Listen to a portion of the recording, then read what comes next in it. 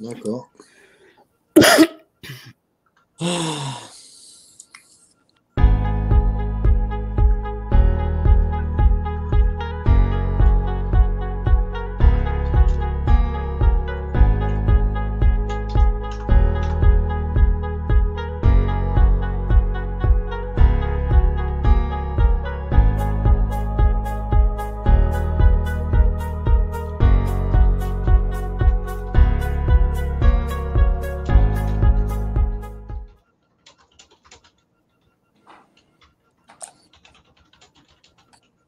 On a 62 personnes.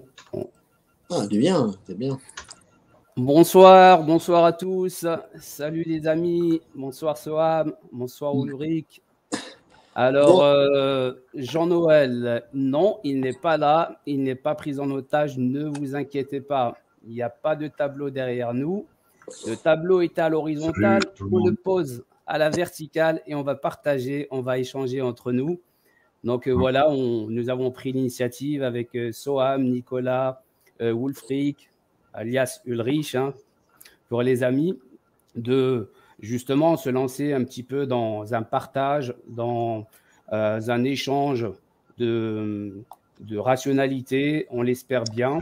On est là pour donc partager, c'est-à-dire en savoir, nous l'espérons, sans donner aucunement des leçons, mais tout simplement, c'est-à-dire que l'initiative était là pour accompagner l'enseignement de Jean-Noël, essayer de lui donner un petit peu corps par rapport justement à des situations de vie, à des contextes, à des interrogations qui pourraient y avoir donc autour de la notion de cette représentativité qui a été exposée longuement ces dernières années. Donc, elle a été effectivement, c'est-à-dire répétée. Effectivement, l'être humain est un être d'habitude et que ça fait partie des méthodes d'enseignement et de diffusion que le fait de répéter. Alors, je vous propose d'écouter un petit peu, c'est-à-dire Soham, qui a à dire, et éventuellement, si Wulfric veut intervenir, ben, il est le bienvenu. Il y aura aussi Nicolas qui va monter, ben, qui est là. Je vais le faire monter tout de suite. Voilà, Nico. Salut à vous. Eh bien, oui. Salut Ben. Donc, salut tout le monde dans le panel, tous ceux qui suivent Jean-Noël et tous les nouveaux. Ben oui, donc, le titre étant la rationalité de la représentativité, le partage, la communication, puisqu'en fait, l'idée, c'est de partager, de communiquer. Voilà, il n'y a pas de notion de savoir particulier, hormis le fait de s'interroger et de réfléchir ensemble dans un principe communautaire de réflexion. Et dans ce principe communautaire de réflexion, ben de le partager, de le donner au travers des différentes plateformes, de faire quelque chose de collectif dans le partage et d'amener tout le monde à s'interroger et partager cette interrogation, notamment sur la représentativité, se comprendre à quoi on a affaire. Jean-Noël, pour ceux qui suivent Jean-Noël et son message depuis plusieurs trimestres, voire plusieurs années pour certains, ce message, effectivement, ben, il évolue parce que, en fonction des circonstances à chaque fois, puisqu'à chaque fois, il fait des lives, plusieurs lives par semaine, et que les lives suivent aussi le flux de l'actualité, évidemment, parce que la Terre tourne et vaut mieux qu'elle tourne, parce que le jour où elle s'arrête de tourner, ça va mal tourner pour tout le monde ce jour-là. Non, mais la Terre tourne et donc il y a le monde à chaque fois, en fait, il y a un flux. Nous, on parle souvent de flux, on a l'habitude de se parler avec Ben, Nico, Ulrich, on communique souvent ensemble. Et le flux de l'information, ça veut bien en parler, ce fameux flux, mais le flux d'argent, le flux de l'information. Donc ce flux-là, si vous voulez, aujourd'hui, en fait, il est contrôlé. Il est contrôlé et comprendre à quoi on a affaire, si vous voulez, c'est que on peut pas se guérir de quelque chose si on ne sait pas ce qu'on a attrapé. On ne peut pas résoudre une problématique à laquelle on n'a pas vraiment lecture de la problématique. Donc, c'est en cela, en fait, qu'on a décidé effectivement de partager dans le fait de rationaliser, puisque Jean-Noël insiste évidemment, et nous le savons tous ici, la rationalité, et par la géométrie, hein, puisqu'en fait, l'utilisation de la géométrie, le fait que nous sommes dans une quadridimensionnalité, il y a 4 dimensions, et il faut en tenir compte, parce que c'est par cette quadridimensionnalité, effectivement, que l'on sait que l'on existe. Voilà. On ne sait pas forcément comment, parce que faut-il encore savoir comment on existe, mais on sait qu'on existe parce qu'on expérimente la quadridimensionnalité. Voilà, donc une petite introduction par rapport à ça. Et puis, je voulais mettre un point particulier sur le fait qu'on ne fait que échanger et partager. Après, chacun son point de vue, même si, par exemple, on aurait peut-être des désaccords entre nous, ça pourrait arriver, ou des désaccords, quand je dis entre nous, je pensais sur le panel, mais aussi des désaccords entre nous dans le fait que tous ceux qui nous écoutent, ceux qui interviennent dans le chat, posez des questions dans le chat, si vous avez envie qu'on développe certains sujets, ben, vous aurez l'occasion de le dire, poser des questions dans le chat. Et puis, on prétend, comme je vous dis encore une fois, je veux dire ici, je vous dis tout de suite, c'est que ne nous croyez pas, on n'est pas là pour être cru, on n'est pas là, on est là pour poser de la réflexion et partager de la réflexion. Après, que vous ne soyez pas d'accord, c'est très bien. Bon, on ne vient pas ici pour être d'accord et simplement pour affûter sa réflexion. Donc, si ça peut aider la réflexion, eh bien, avançons tous ensemble et puis posez des questions. Voilà. Et puis, s'il y a des choses qui vous dérangent, bah, sachez que c'est normal. Moi, il y a des choses que je ne suis pas d'accord. Des fois, je ne suis même pas d'accord, même 6 mois après, même peut-être que je ne serai jamais d'accord. Et puis, c'est comme ça. Mais bon, il y a des moments, il y a des remises en question, accepter les remises en question au travers des discussions. C'est à cela qu'on sert. Et on ne prétend pas détenir quoi que ce soit, je le redis. Voilà, on n'est que dans du partage ici. Voilà. Ouais, j'aimerais un petit peu rebondir sur ce que tu viens d'introduire, Soham. Donc, c'est très bien de repréciser qu'on est là dans l'échange et aucunement dans l'imposition d'une quelconque idéologie. C'est-à-dire que concrètement, le fait de ne pas être d'accord, ben, c'est un droit qui est affecté directement à cette notion de représentativité, hein. Après, donc, ce qu'on va essayer de faire peut-être, c'est de chercher ce dénominateur commun, ces fondamentaux qui sont partagés par tous parce que imposés par notre environnement. Donc, c'est le principe même donc, de l'introduction de la représentativité telle qu'il la présente Jean-Noël, c'est-à-dire est-ce que notre environnement est? Oui, il existe. On peut, c'est-à-dire le constater aisément, et c'est par cette introduction qu'il y a cette notion de repère. Cette notion de repère, l'environnement en lui-même est un repère. Donc, pourquoi? C'est-à-dire concrètement, c'est-à-dire on peut repérer un volume. Il y a une notion, c'est-à-dire d'abscisse, d'ordonnée, ou de largeur, de longueur, de hauteur. Donc ça, c'est ce qui est. Donc c'est déjà un fondamental en soi que tout le monde peut constater. Donc il ne s'agit pas d'opinion à ce niveau-là, mais de ce qui s'impose à nous. Ben, nous-mêmes, ben, nous sommes effectivement, c'est-à-dire des personnes personnifiées dans cet environnement. C'est-à-dire que ben, cette notion de pouvoir se définir, donc cette capacité à pouvoir se définir, ça introduit directement la notion d'esprit. Donc nous avons la tridimensionnalité environnementale de notre univers, donc le haut, le bas, droite, gauche, et cette notion de côté. On peut appeler la longueur, la largeur, la hauteur. Donc, le fait d'avoir la capacité donc, de pouvoir définir, donc, ça nous amène une dimension supplémentaire, donc, qui est celle de la cognition, de l'esprit, c'est-à-dire qui nous permet justement de saisir la matérialité. Donc, la capacité de définir ce que nous sommes dans ce repère, nous sommes un point repéré. Nous sommes un volume dans un volume plus vaste qui est repéré grâce à cette notion tridimensionnelle avec l'esprit, donc la 4e dimension. Effectivement, la capacité à définir cette image qui est fondamentalement comme cet univers est.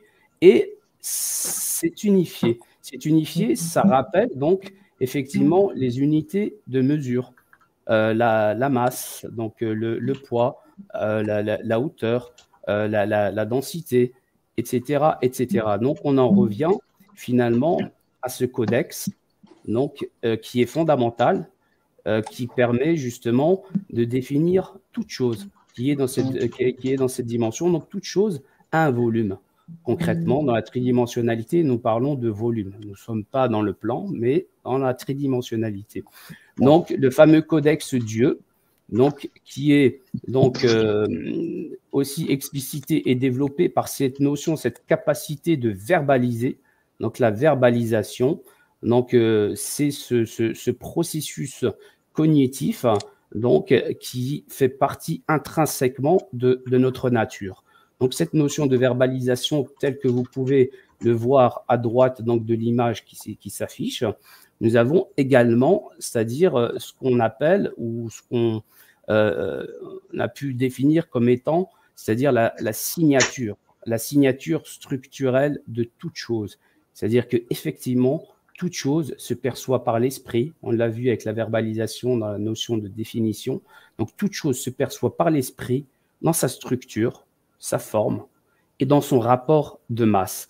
Donc, c'est le fameux trident, le fameux L couché, c'est-à-dire cette notion de Dieu dans le langage sémitique, le L, avec, bien sûr, toute cette opération de saisie par l'esprit dans sa structure et dans son rapport de masse, bien sûr, tout ça dans la dans la spatialité, donc dans l'abscisse l'ordonnée. Voilà, donc c'était pour rappeler un petit peu schématiquement ce que développe Jean-Noël, ce fondamental qui doit normalement nous réunir tous, que déterminant voilà, ce point commun et fondamental. Alors, tu peux remettre l'image, Ben? Oui. Tu peux remettre l'image. Pour rentrer un peu dans le E, c'est ce E qui est posé à plat. Mais si vous le retournez, en fait, on voit que c'est un M. Vous voyez, ça fait aussi un M. Et qu'en fait, donc, il y a deux ailes, en fait, deux ailes inversées qui se rejoignent. Et quand ils se rejoignent au milieu, il y a une verticale au milieu. Vous avez trois verticales, et en fait, on pourrait dire qu'il y a deux horizontales, parce qu'on a l'impression qu'il n'y a qu'une seule horizontale. Seulement au milieu, vous voyez qu'il y a une horizontale qui se termine au milieu et une autre horizontale qui va aussi vers le milieu. Et quand elles arrivent au milieu, il y a une émergence qui monte à la verticale, ce qui fait que vous avez trois verticales et deux horizontales. Ce qui fait 5 droites. 5. 5, c'est aussi, par exemple, dans l'homme de Vitruve, l'étoile, l'homme, il a 5 extrémités. C'est 5 extrémités, les deux jambes, les deux bras, qui se terminent par les deux mains, et la tête. 5 extrémités. On dit que c'est l'homme à 5 branches. Donc, l'homme à 5 branches, 5 extrémités, l'étoile à 5 branches. Pardon, l'étoile à 5 branches. Donc, cette symbolique aussi, elle a une lecture. Cette lecture, elle a une rationalité. Vous voyez, hein, on essaye de décortiquer de la compréhension de ce que l'on observe, de ce que l'on voit pour observation. Et ensuite, il y a un I avec ensuite un espèce de chapeau qui s'incline. Vous voyez que donc on a 5 droites qui représentent symboliquement le nombre 5, mais ensuite 6 qui représentent aussi la matière, puisque la matérialité. Donc l'homme, le 5, l'homme, c'est la manifestation, on va dire, mentale de ce qu'est l'homme, dans sa structure mentale. Seulement ensuite, il est incarné dans la matière. Puisque vous êtes dans un monde matérialisé, de la densité, et donc on passe à 6. Donc, le 5 permet d'arriver au 6. Donc, le 6 est manifesté dans ce symbole. Il faut rappeler, on a la chance d'avoir Ben avec nous, parce que Ben est quand même on apprécie beaucoup aussi ses connaissances en littérature et en histoire, etc., en ethnologie. Mais ce symbole, il est très, très ancien. Le trident, comme le dit Jean-Noël, est très ancien. Donc, ça a traversé des siècles et des siècles, plusieurs milliers d'années, pour arriver jusqu'à nous aujourd'hui. Donc, le 6 permet de vivre dans le mental dans la matérialité. Donc, c'est un déploiement du petit chapeau qui est au-dessus de lui. Parce que ce petit chapeau qui est au-dessus de lui, il représente une inclination, je vais le dire comme ça dans ma lecture, pour essayer d'être simple, parce que c'est ce point au-dessus de lui qui part en incliné. Dans la mathématique, on fera certainement d'ailleurs des lives un peu plus techniques, un peu plus mathématiques avec notre ami mathématicien qui sera certainement avec nous. Et effectivement, vous voyez, ça c'est un déploiement. Et on pourrait dire qu'au-dessus, il y a 7. Vous voyez, donc il y a le E ou le M, puisque si on l'inverse, ce fameux trident, on va dire, ce fameux trident, quel que soit le sens dans lequel vous mettez, on a le trident. Mais ce trident, il fait 5. Ensuite, on a le 6 et ensuite, on a le déploiement du 7. On a 7 au-dessus, vous voyez. Et donc, et le tout, c'est l'homme-esprit. C'est l'effort. C'est l'effort qui nous est demandé de faire pour exister en rationalité, de savoir lire, exister dans ce tout en sachant, en apprenant pas à pas ce que nous sommes, et comment nous sommes. C'est en sachant comment nous sommes que nous saurons aussi qui nous sommes. Donc voilà, je voulais un petit peu rentrer dans les détails par rapport à ça. C'est une forme de lecture, c'est peut-être pas la seule lecture à faire. Mais cette lecture-là, elle est très importante. Il y a du boulot à faire pour chacun de nous, pour s'améliorer en compréhension à chaque fois. Voilà, j'ai fini. Ouais, ben je vais rebondir là par rapport justement à ce qu'on a vu au niveau de la notion de verbalisation, donc le codex Dieu, hein, donc la définition de l'image, donc qui est unifiée hein, dans un rapport d'unité. Donc pourquoi donc parlons-nous de fondement? C'est parce que donc cette compréhension en fait s'applique à toute chose pour définir toute chose dans cet univers. Et nous-mêmes, bien entendu, et surtout nous-mêmes, parce que nous sommes le point d'observation de toute chose. Et donc, cette notion de représentativité, donc, qui en découle, elle est vraiment capitale, parce que à partir du moment où on arrive à entendre ce codex comme il faut, c'est-à-dire que nous arrivons à nous représenter nous-mêmes. Nous sommes le point représenté donc dans la spatialité, mais nous sommes aussi le représentant de nous-mêmes, et ça foncièrement, naturellement, c'est-à-dire cela découle donc de cette loi naturelle, et en fait c'est ce qui caractérise toute chose et tout être humain. Bien sûr, tout être humain, on ne dit pas tout humain, comme le précise souvent que la racine de humain vient de la racine de qui signifie donc la matière, donc la matérialité. C'est tout ce qui est en fait dans la spatialité aussi qui se détermine, mais on peut le déterminer par l'esprit. Et grâce à l'esprit, donc s'il va rajouter cette quatrième dimension qui est l'essence même de l'être qui entend.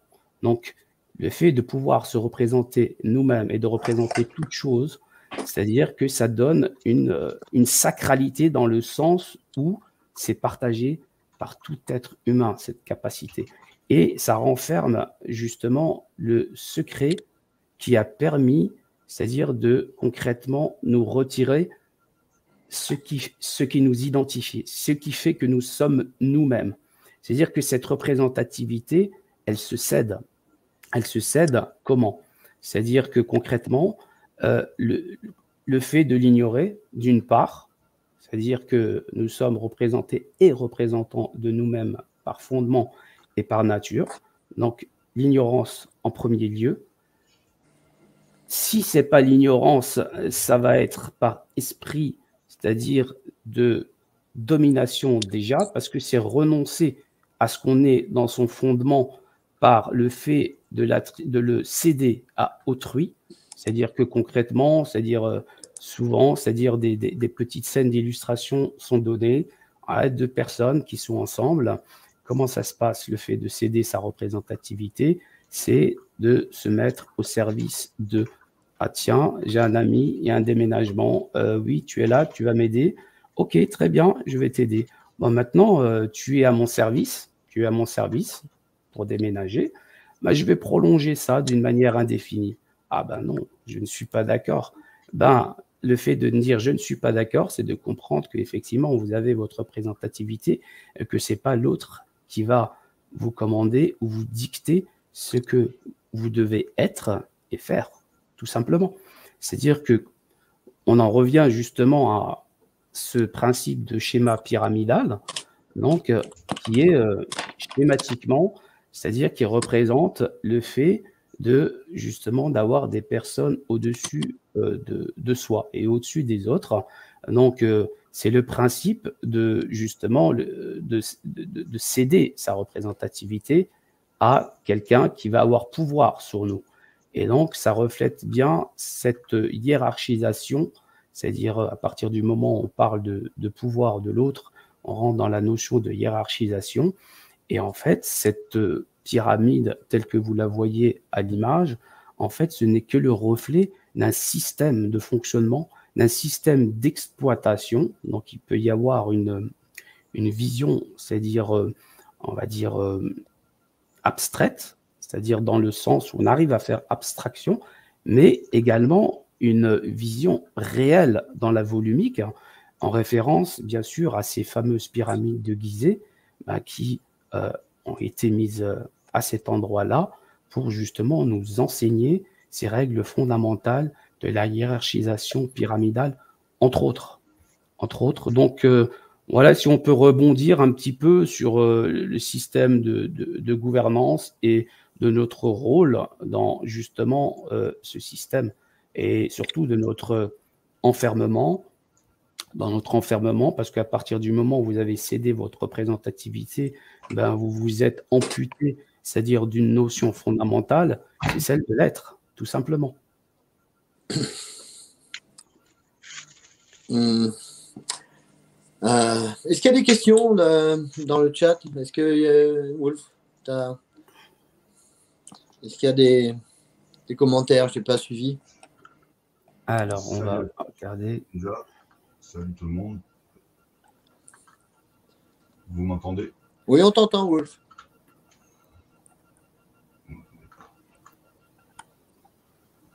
Ouais, bah, déjà, je voulais saluer l'initiative de Soham, parce que il fallait la prendre. Le fait de voir entre nous à quel point on a assimilé les concepts de base, ça peut être intéressant. En se passant de JN, parce que comme il le dit lui-même, il ne sera pas toujours là, quoi. Donc c'est intéressant, quoi. Tout à fait. C'est intéressant d'en parler entre nous sans lui. Oui, il faut que le message devienne vivant. Voilà. Voilà. Effectivement, c'est l'objectif. Hein. C'est vrai que c'est continuer le partage. Et il faut qu'on le partage entre nous et puis il faut qu'on l'assimile. Donc, c'est ça. Sans lui. C'est ça, c'est ça. Ah, enfin, sans lui, et avec lui. Et avec lui encore, parce qu'il va venir. Il va nous rendre visite, Jean-Noël. Vas-y, toi. Finalement, c'est nous qui sommes chez lui, tout de suite, là. Enfin, chez lui. Voilà, il nous a permis d'être dans le StreamYard de Jean-Noël, il faut le savoir. Évidemment, donc, ce qu'on est en train de faire, c'est conjoint avec Jean-Noël, effectivement. Et donc voilà, c'est le partage qui continue à un autre niveau, quoi. Alors aussi on va se tenir à un live par semaine pour l'instant. Vous serez prévenus quand on se mettra d'accord pour faire ces lives entre les frères là, et puis peut-être les sœurs qui nous rejoindront. Et puis il y aura voilà, je pense nous on s'est mis d'accord sur un live pour l'instant par semaine. Voilà, et puis voilà, en fonction de ce qu'on aura à dire, ça durera plus ou moins longtemps, évidemment. Voilà. Vas-y, à toi, Wolf. Vas-y, Wolf, si tu veux continuer. Ah, problème technique. Ah, c'est bon pour moi. C'est bon? Très bien. C'est ce que j'avais à dire. Euh, Mais oui, Oui, c'est bien. On va prendre ses marques, quoi. On commence, quoi. Bon. Tout à fait. En fait, c'est Voilà, aussi, quoi. moi, je vois derrière. On n'est pas tous Jean Noël, on n'a pas tous ces années d'expérience européenne, hein. Ah, ok. Ouais. Et donc, je vois aussi derrière cela, en fait, le fait que l'enseignement, c'est-à-dire ce qui est, c'est-à-dire en vérité, c'est-à-dire après exister, hein, c'est-à-dire à nous-mêmes, c'est-à-dire que concrètement, on n'est pas le centre, hein, de quoi que ce soit en matière, c'est-à-dire de vérité de ce qui est. Et donc, au-delà, c'est-à-dire des personnes que nous sommes, c'est-à-dire que c'est aussi une compréhension. C'est-à-dire que le savoir ne nous appartient pas du tout. Il n'y a aucune appropriation, il y a aucun, je veux dire, en dehors du fait de s'élever, aucun enrichissement. Et ce que j'ai beaucoup apprécié justement, c'est-à-dire dans la diffusion, c'est-à-dire de cet enseignement et de la manière dont ça a été fait, il y a des choses qui doivent résonner, comme par exemple le désintéressement, cette notion de désintéressement quand on estime, c'est-à-dire être au service d'une vérité qui nous dépasse complètement. Et c'est-à-dire que, et c'est pas le fait de la posséder, on ne peut pas posséder quoi que ce soit.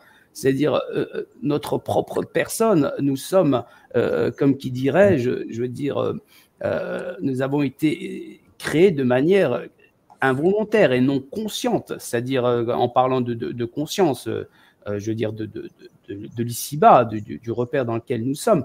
C'est-à-dire que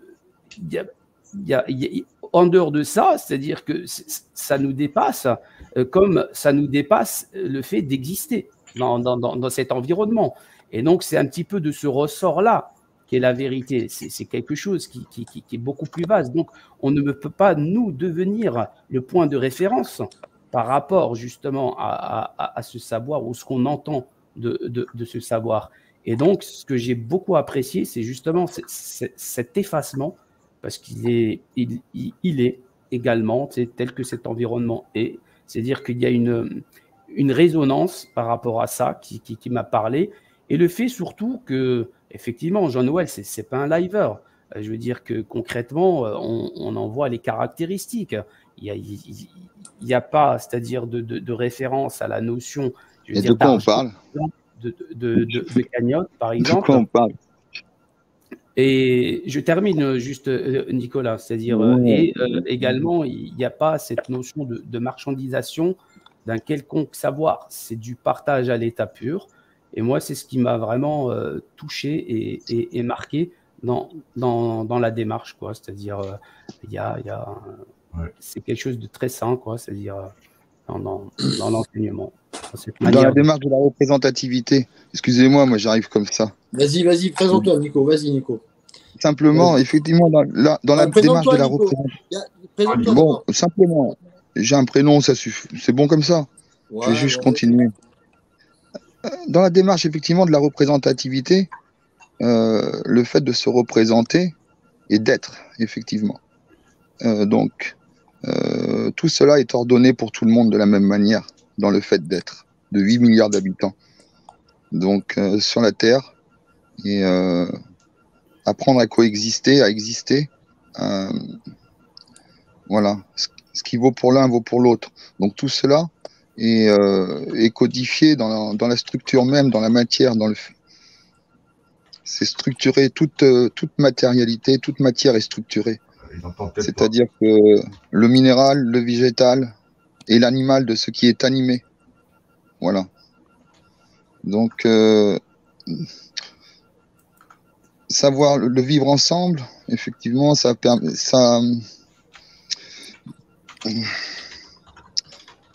C'est. Ah, je ne saurais dire. Je ne saurais dire.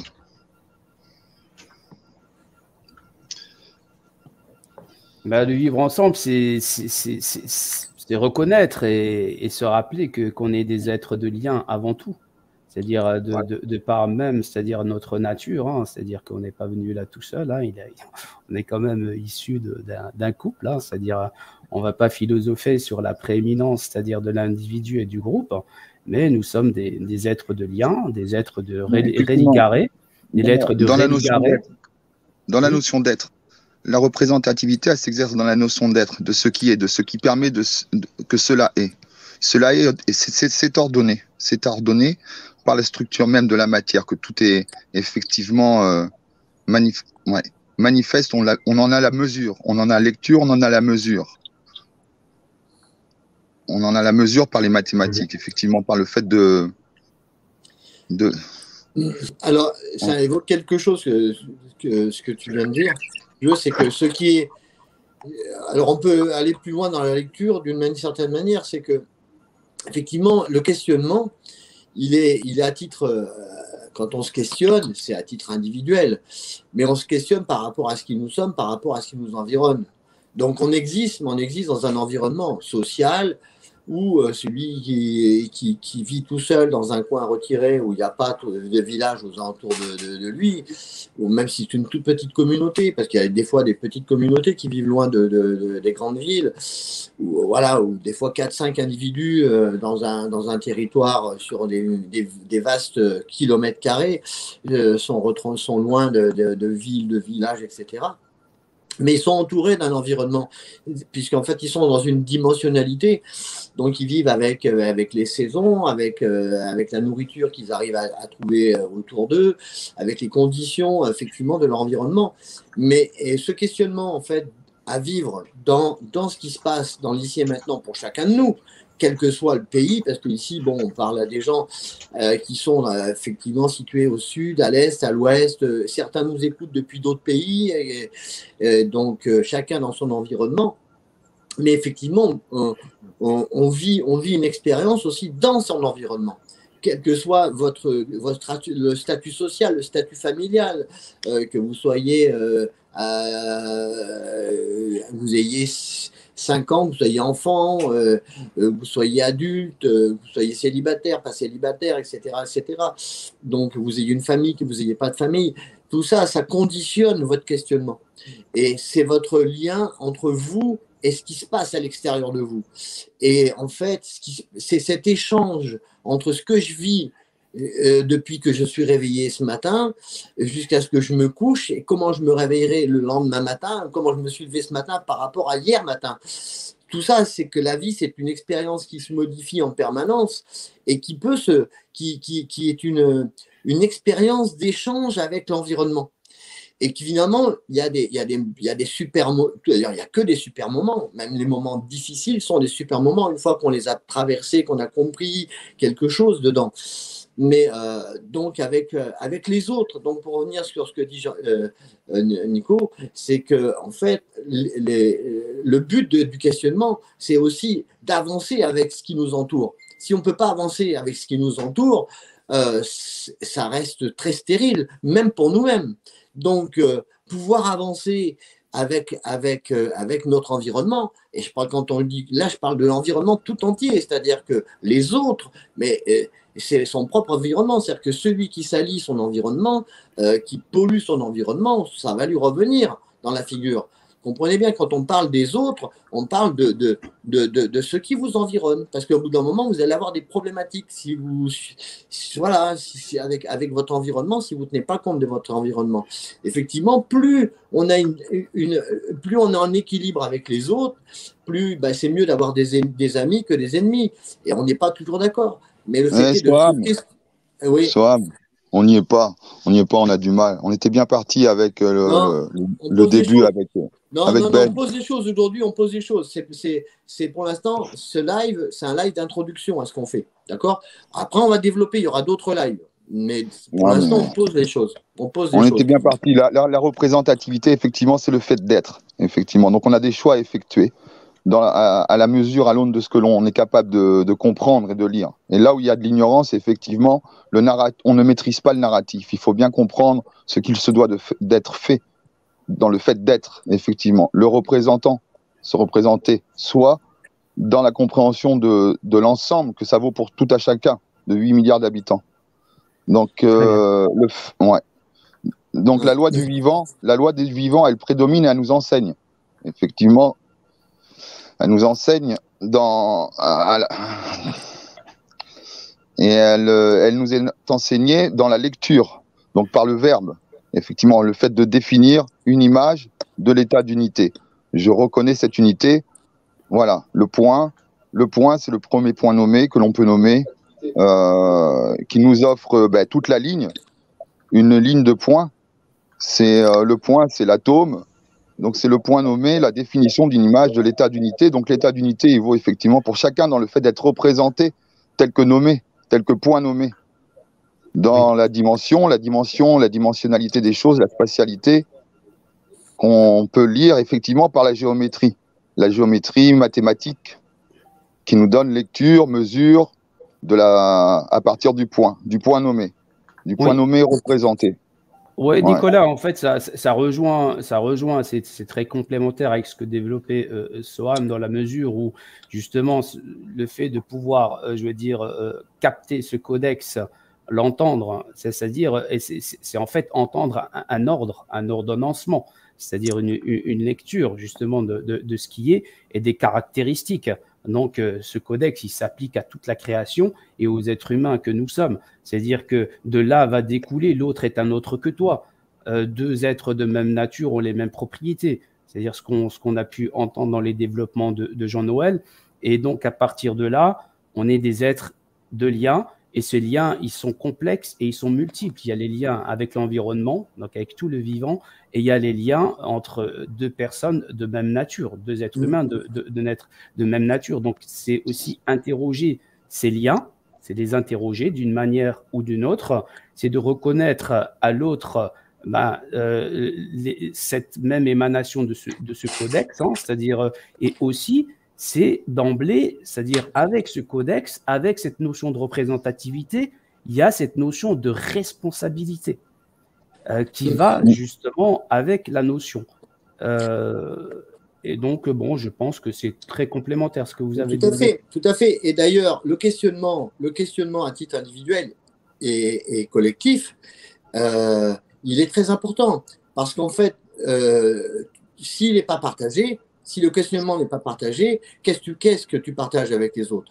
Si la vie sociale, et il faut comprendre que dans la lecture que j'en fais, c'est que on peut, bien sûr que les problématiques individuelles sont des problématiques individuelles. Et le questionnement de comment j'existe, par exemple, et à quoi ai-je affaire, c'est un questionnement individuel. Seulement, en fait, en tant que, par exemple, deux espèces de la même vivante, elles partagent souvent les mêmes problématiques parce qu'elles ont besoin, elles se nourrissent des mêmes choses, elles ont besoin des mêmes échanges avec leur environnement parce qu'elles vivent sous les mêmes règles, les mêmes lois. Et les humains, effectivement, les questions individuelles, les problématiques individuelles sont des problématiques individuelles, mais pourquoi il est nécessaire aussi de savoir les partager? Parce qu'en fait, on est des êtres sociaux et que les plantes sont des êtres sociaux, les insectes sont des êtres sociaux, quels que soient les fourmis, que ce soit les criquettes, etc., ils se déplacent en masse. Donc, vous avez un grand nombre d'insectes. Quand il y a les papillons, quand vous commencez à avoir un papillon, vous aurez un deuxième, etc. Donc, tous les animaux, tout ce qui est vivant procède de cette loi. Et donc, le partage, le vivre ensemble est primordial. Savoir écouter les problématiques des autres et pouvoir partager ses propres problématiques avec les autres et pouvoir avancer dans le lien social, c'est primordial pour le bien-être de chacun. Alors, ces liens sociaux, ce lien social, ces liens sociaux, voilà, bon, on arrive quand même à la cage qui nous concerne, hein, c'est-à-dire que ils sont développés, c'est-à-dire d'une manière, on va dire, telle que l'univers les a conçus, dans l'ordre qui les a conçus, ou bien telle que la pyramide dans laquelle nous vivons les font fonctionner. c'est-à-dire si on pouvait en venir, c'est-à-dire à notre rapport justement avec la structure sociale. On parlait de liens sociaux. Et si voir la pyramide parler de maintenant, qu'est-ce qui nous arrive et dans quelle structure sociale sommes-nous? Fais-nous voir la pyramide à nouveau. Donc, le principe régent, les personnes, persona, la loi, le légal et le règlement, la gouvernance, l'humanité et Dieu dans la notion du principe régent, de celui qui règne, l'ordonné. C'est-à-dire, effectivement, ce qui est la loi naturelle, dite divine, sacrée, qui vaut pour tous. Donc, le principe régent, il est donné à tout le monde. Et la structure fait de l'être un être personnifié dans la structure. S'agit-il d'une structure naturelle de fonctionnement, c'est-à-dire de groupe humain? C'est-à-dire cette pyramide-là, telle qu'on la voit? Parce qu'il y en a qui peuvent penser que finalement, les rapports pyramidaux, c'est-à-dire d'autorité et de pouvoir, sont complètement naturels. Qu'est-ce qu'on pourrait répondre à ces personnes?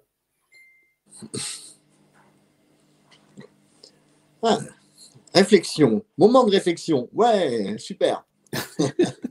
Super, ouais. Vas-y, Nico, continue à développer.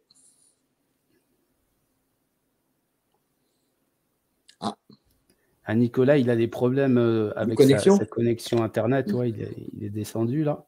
Effectivement. Alors, pour rebondir un peu, suite à ce que, puisque Nicolas a demandé effectivement qu'on regarde un peu en détail. Donc, tout ça, effectivement, tout ça, cela nous est donné dans la compréhension. Ce que l'on vit, c'est cela qui est exercé. Donc, le fait de le représentant, se représenter soi-même dans ce qui vaut pour tous. Donc, le principe de gouvernance, le principe de règne, il nous est attribué en tant qu'être vivant. Mais à qui est-on ordonné? À quelle structure? Donc, alors, la question qu'a soulevée Ben, est-ce que cette structure est naturelle? Est-ce que le triangle avec ce qui est marqué dessus, est-ce que cette forme et cette définition est naturelle? Voilà, je répète, en fait, est-ce que cette notion de hiérarchisation, c'est-à-dire dans les rapports sociaux, c'est-à-dire que concrètement, le fait de subir le pouvoir et l'autorité de nos semblables, est-ce que, parce qu'il y a des personnes qui trouvent que finalement, la hiérarchisation pyramidale est une compréhension, une vision, c'est-à-dire totalement naturelle, c'est-à-dire que, est-ce qu'on observe ça, c'est-à-dire dans la nature?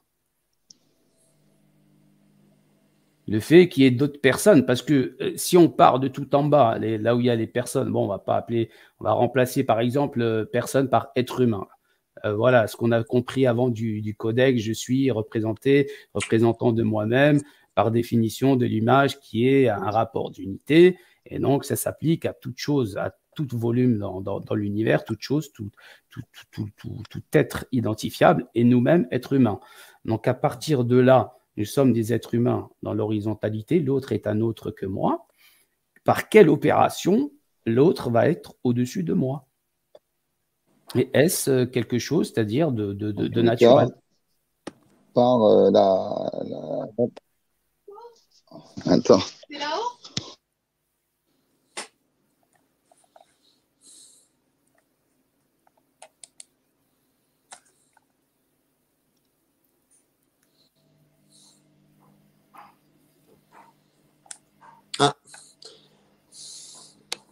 Bon, alors, on va continuer.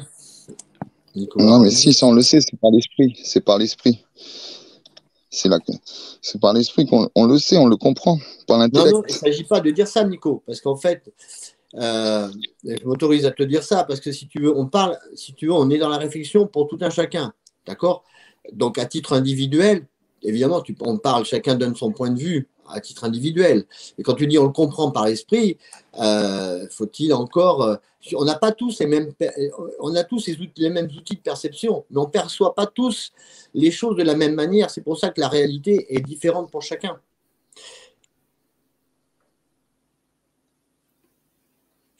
La manière d'observer, d'analyser à ce à quoi on a affaire dépend du regard de chacun.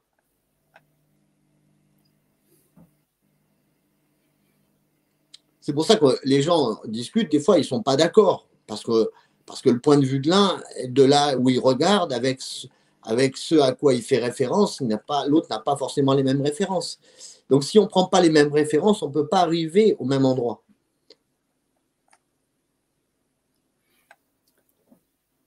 Vous m'entendez, hein? Oui, on t'entend, Soham. En fait, bon, peut-être qu'on a introduit ça un petit peu d'une manière maladroite, mais c'était pour en venir, si tu veux, à la structure sociétale dans laquelle on évolue actuellement, pour essayer peut-être, c'est-à-dire de développer sur d'autres sujets qui nous concernent là dans ces derniers temps, et les échéances qui vont venir. En fait, c'était pour un petit peu, c'est-à-dire introduire donc ce système sociétal, la pyramide, qui est présentée en fait dans les développements, c'est-à-dire de John Owell, comme étant une prison, comme étant un tombeau, comme étant, c'est-à-dire une forme de rapport qui n'est pas naturel, c'est-à-dire dans son essence, c'est-à-dire dans la mesure où si chaque être humain est représentant de soi, par quelle opération, c'est-à-dire la représentativité des uns et des autres, peuvent être utilisées à des fins d'exploitation. Parce qu'on a parlé de système d'exploitation, de système de gestion. Et oui, donc effectivement, la représentativité, puisque c'est le but aussi de notre intervention de ce soir, c'est clair mais il faut poser des fondamentaux à la réflexion. Et les fondamentaux, c'est que les gens sachent comment ils réfléchissent et par quel biais ils réfléchissent. Parce qu'en fait, ce qui se passe, c'est pourquoi les gens ils sont dans la confusion, et pourquoi ils se laissent manipuler, pourquoi ils sont dans la perte de la représentativité et la perte de la liberté, parce qu'ils ne savent pas comment ils sont manipulés dans la réalité. Parce qu'ils ne savent pas, effectivement, comme le dit à sa manière Jean-Noël, mais ils réfléchissent sans se poser la question de comment ils réfléchissent et pourquoi ils réfléchissent de cette manière et pas d'une autre manière. Il n'y a pas assez de questionnement chez les individus. Il y a trop d'actions, réactions et pas assez de réflexion. Donc le manque de réflexion et le désir d'action plus que de réflexion conduit les gens à passer à des actions dans lesquelles ils sont manipulés dans l'action. Ils sont manipulés parce qu'il n'y a pas de réflexion. Donc, il faut quand même décortiquer un peu les mécanismes de la réflexion, parce que c'est ce que fait Jean-Noël en permanence. Donc, pour en arriver à comprendre qu'est-ce que la représentativité, comment ça fonctionne, bien, en fait, effectivement, il faut quand même se positionner déjà sur le fameux « à quoi ai-je affaire avec moi-même, avec mon environnement ?» C'est très, très important, puisque ça va conditionner ensuite le fait de savoir, en fait, ce que je suis dans mon environnement et comment je vais participer à mon environnement. Si je ne le sais pas, on va peut-être m'enlever la liberté. Donc, cette liberté va m'être enlevée parce que je ne sais pas qui je suis. Je ne sais pas à quoi j'ai affaire. Et que des gens plus rusés, plus malins, pas forcément mal intentionnés d'ailleurs. Certains le sont et d'autres ne le sont pas forcément. Mais de façon inconsciente, on peut tous être des voleurs de représentativité, prendre l'ascendant sur quelqu'un. Et t'inquiète pas, c'est pour ton bien, mais etc. Mais seulement, moi, il y a des gens, j'ai eu des fois des discussions, ça vous est arrivé certainement, où certains m'ont mis au-dessus d'eux. Oui, mais toi, tu es arrivé à ça, moi, je ne suis pas encore arrivé à ça, etc. Et des fois, j'ai dû dire aux gens, attention, ce que moi j'ai fait ou ce que moi j'ai pas encore fait, que d'autres ont fait, c'est-à-dire que là, on est là où on en est aujourd'hui. Peu importe si moi je sais pas nager et que toi tu sais nager, tu peux m'apprendre à nager. On doit s'apporter des choses les uns aux autres, mais se placer se laisser placer au-dessus parce que j'aurais un titre, un CV un peu plus long, ou moi j'aurais des compétences dans un domaine que toi tu n'aurais pas de compétences, et que moi je m'autorise à me donner un titre sur toi, ou que les gens acceptent de se laisser donner un titre inférieur à un autre parce que l'autre il aurait des compétences dans ce milieu-là particulières. Les gens se laissent déposséder de façon volontaire, parce qu'ils ne savent pas qui ils sont, ils ne savent pas à quoi ils ont affaire dans l'univers, et ils sont perdus. Donc, il s'agit de respecter, de respecter l'autre, mais dans le partage de l'enseignement, dans le partage, on pourrait parler d'amour, etc. Je n'ai pas envie de parler de ça, ça n'a rien à voir dans la rationalité, ce n'est pas rationnel l'amour. Enfin, pour certains, ça le sera, mais en tout cas, pour moi, ce n'est pas une question de ration. C'est pas de l'émotion et les sentiments. Évidemment, dans la rationalité, on a des sentiments, on a des émotions, c'est un fait. Mais on a la capacité, effectivement, d'interrogation et de répondre à ces interrogations. Ça, c'est une nécessité rationnelle. Voilà. Donc, pour revenir effectivement à la représentativité, eh bien, faut-il encore savoir effectivement pourquoi je vais écouter un live sur la représentativité, pourquoi je vais me questionner à trouver des solutions, vivre avec d'autres, trouver des solutions sociales, etc. Donc, effectivement, il y a beaucoup de questionnements derrière ça, beaucoup de questionnements. Ouais. Moi, j'aimerais revenir, je te remercie pour le développement, Soham. J'aimerais revenir à cette pyramide donc, et cette notion de représentativité. Donc, on a pu voir en fait que la représentativité, c'était quelque chose qui pouvait se céder. Donc, se céder, hein, c'est-à-dire à un autre, pour soit dans le cadre, c'est-à-dire d'un rapport qui est sain, c'est-à-dire donc de pouvoir récupérer sa représentativité. Donc céder sa représentativité, c'est se mettre au service de l'autre en quelque sorte. C'est-à-dire que c'est donner une énergie en quelque sorte qui va permettre à l'autre de se déployer ou de faire ce qu'il a à faire avec, on va dire, l'aide, c'est-à-dire de cette session de représentativité. Donc, quand on regarde cette pyramide, donc de la base au sommet, avec ce mécanisme sur l'image de l'urne, en fait, est-ce que ce mécanisme donc de l'urne, bon là, il y a marqué l'urne funéraire, on va y venir un peu plus tard, peut-être, dans le développement, mais le fait donc de céder sa représentativité par cette urne, donc ce mécanisme qu'on voit de la base au sommet, donc en quelque sorte légitime ceux qui ont récupéré donc ce mandat, c'est-à-dire cette session de représentativité, puisqu'on dit que on vote pour des représentants, donc des personnes qui vont nous représenter nous-mêmes. Donc à partir de là, nous ne sommes plus représentants de nous-mêmes, ou nous sommes amputés dans cette fonction, diminués dans cette fonction. Elle n'est plus, c'est-à-dire à développer de manière naturelle, parce qu'il y en a certains qui vont dire oui, mais même si je vote, moi je reste libre de mes mouvements, etc.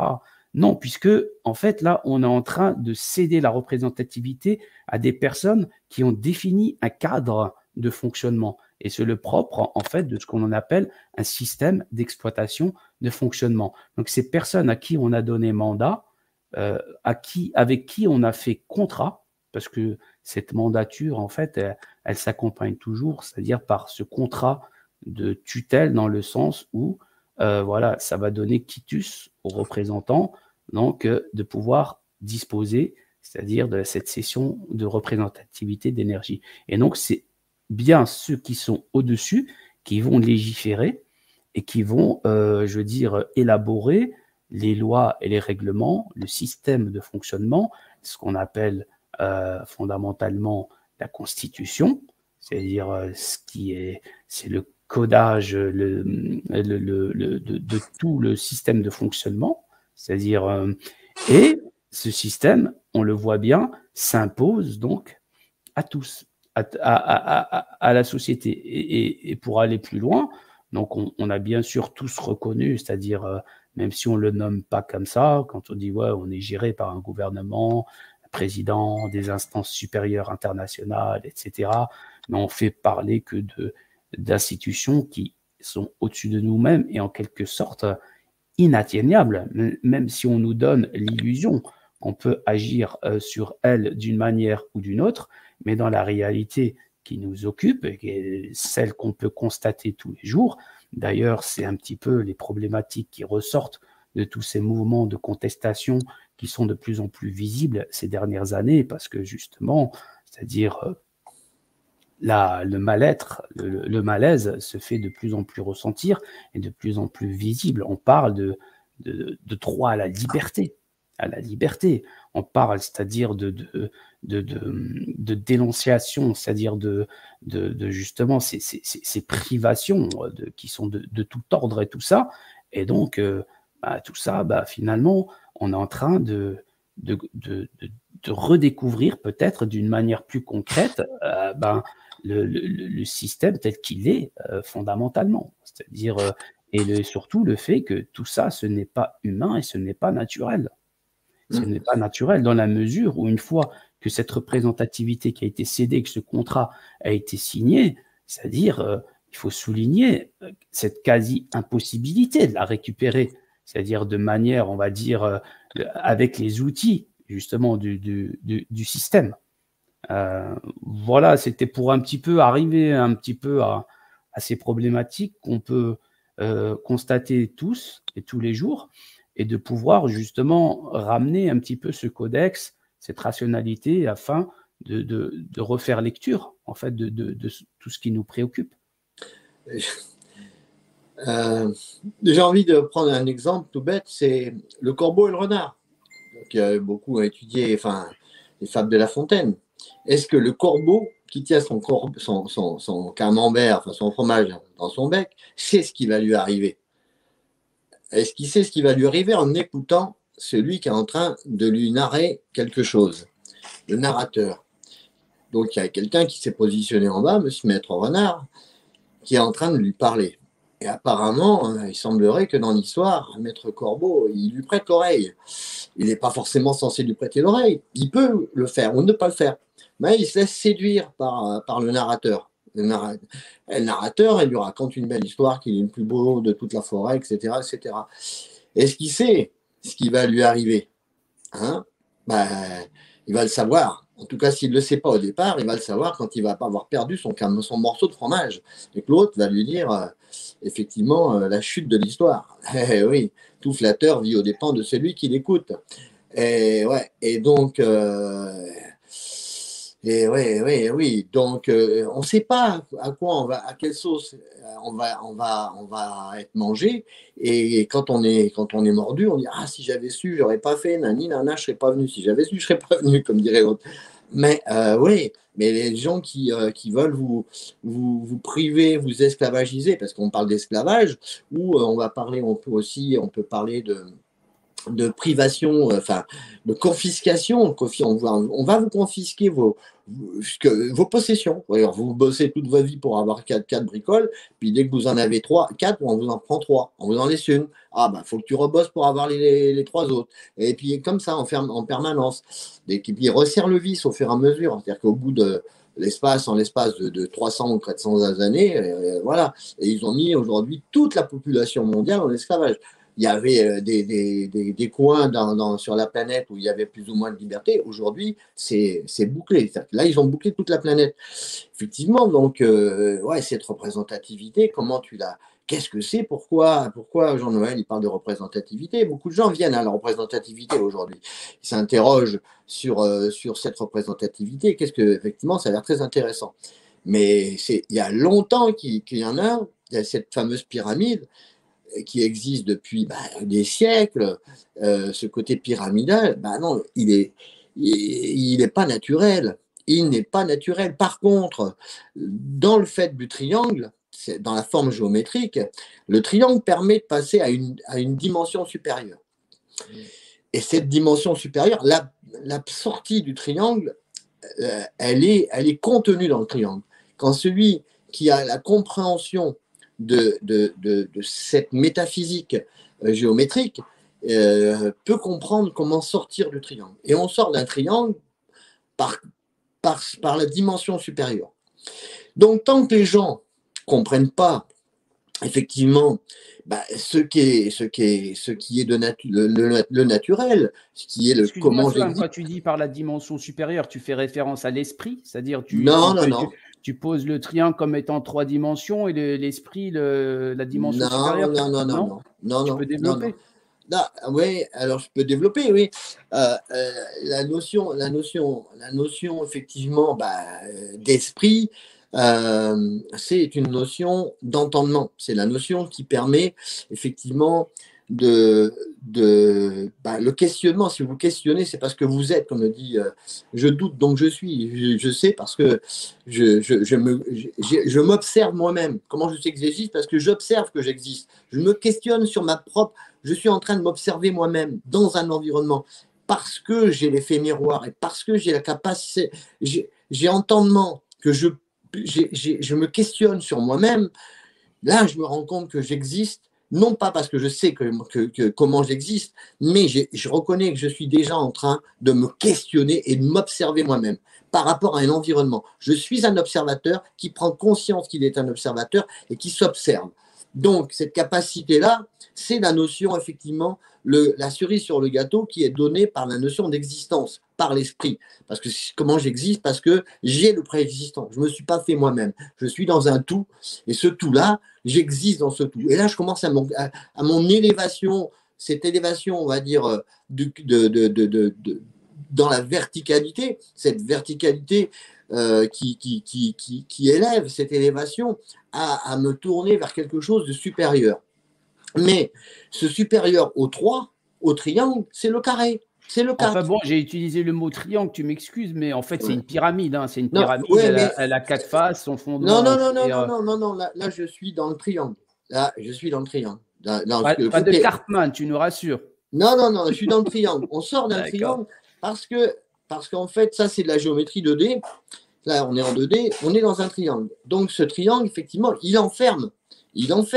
Réellement, il enferme. Et c'est la première forme. C'est la première forme géométrique. C'est la première forme géométrique, c'est le triangle. Donc, et il est important, il ne s'agit pas de dire que c'est mauvais ou c'est ni bien ni mal. Pas une question de voir le bien et le mal, le manichéisme, mais c'est de comprendre de quelle nature c'est, de quoi ça nous parle. Et effectivement, si on s'enferme dans quelque chose, effectivement, ce triangle, on voit bien qu'il enferme quelque chose. Et on peut se libérer. On peut se libérer parce que par la compréhension. Et on passe au carré, on passe à 4. Et il enferme dans la mesure où il est inégalitaire, parce que si on conçoit que les personnes qui sont en bas pour monter justement au niveau supérieur, c'est qu'il n'y a pas de la place pour tout le monde. Hein. Mais oui, mais il est enfermant, il enferme. Mais on peut se libérer de ça. Il y a une libération possible, mais cette libération passe par l'entendement. Et l'acceptation de se soumettre à quelque chose, qu'est-ce qui se passe? Là, ici, on voit qu'en fait, il y a une soumission à un processus qui dit je me soumets, j'ai un triangle, je ne peux pas en sortir. Cette fameuse pyramide, moi, je suis sur le triangle parce que la pyramide, c'est le niveau supérieur. C'est un niveau supérieur et on peut parler ensuite comment on sort dans le déploiement justement de 144 000. 1, 4, 4, 0, 0, 0, 0. Bon, après, ce déploiement, puisqu'on parlait du trident, et ce trident, en fait, on parlait de 5, l'homme, etc. Donc là, la première chose, c'est 3. Comment on sort de 3 par 4? Comment ensuite on passe de 4 par 5?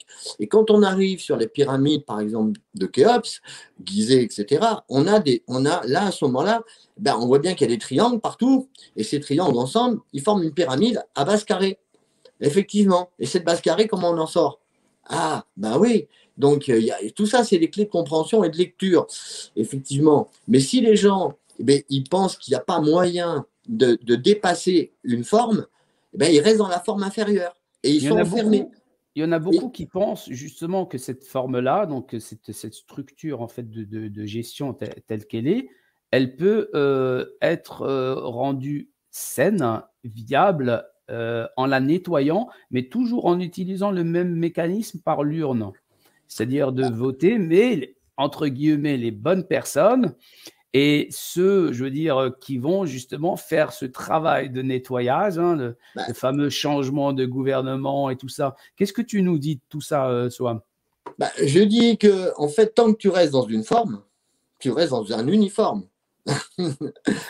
Une forme unique. Un triangle. Ouais, bon, ben on va tourner le triangle de côté. Enfin, un triangle reste triangle. Hein. Un carré reste carré. Hein. Il y en a des uniformes entre le docteur et le politique et le militaire et le policier. Il y en a des uniformes. Ils peuvent changer la couleur du triangle. Tu peux le faire en rose, en vert, ce que tu veux, mais tu restes toujours dans un triangle. Alors que ce triangle te permet de passer à un carré. Et alors, la base du triangle, c'est un damier où tout le monde est, toutes les personnes. Donc il s'agit de trouver la porte de sortie sur ce damier. Et en plus, elle existe, la porte de sortie. On peut sortir du triangle. Mais faut-il accepter de dire il y a autre chose? Donc, tant que les gens, effectivement, ils sont conduits aujourd'hui, d'abord, ils ont cédé leur représentativité à des intellectuels qui leur donnent, qui leur écrivent des livres pour eux, des journalistes qui réfléchissent pour eux. Donc, des gens qui allument la télé, effectivement, pour voir qu'est-ce qui va se passer. Est-ce que Poutine va faire ceci? Est-ce que l'autre va faire cela, etc. Bon, libre à chacun de penser que ces gens-là sont des rivaux ou pas. Moi, je fais partie de ceux qui pensent qu'ils ne sont pas des rivaux. Ils s'entendent bien. Mais accepter cette forme, c'est accepter que celui qui est au-dessus, en fait, c'est accepter que tout le monde n'est pas au même niveau. Donc, puisqu'il y a des personnes qui ont un statut de représentant, une position, c'est-à-dire d'autorité et de pouvoir, donc le fait d'accepter, c'est-à-dire cette structure, cette forme, c'est d'accepter le fait que d'autres personnes sont au-dessus et peuvent occuper des niveaux différents. Après, ça peut se discuter. C'est-à-dire que concrètement, ils ont dit oui, mais ils occupent un niveau qui est en correspondance. Il y en a qui parleraient peut-être d'intelligence ou de savoir, etc. Donc, mais est-ce réellement le cas? C'est-à-dire que les personnes qui sont dans les niveaux supérieurs sont-ils finalement les égaux de ceux qui sont tout en bas? Question posée. Question posée. De toute façon, les réponses sont vastes, hein, puisque il n'y a pas une seule forme de réponse. Non, c'était par rapport à ce qui a été développé un peu au début, quand on a parlé du codex définition de l'image d'un État unifié, et que ça valait, c'est-à-dire pour tout être humain, et que ça amenait, c'est-à-dire au fait que l'autre est un équivaut. C'est-à-dire, et l'autre est un équivaut, là on est dans la notion justement d'horizontalité.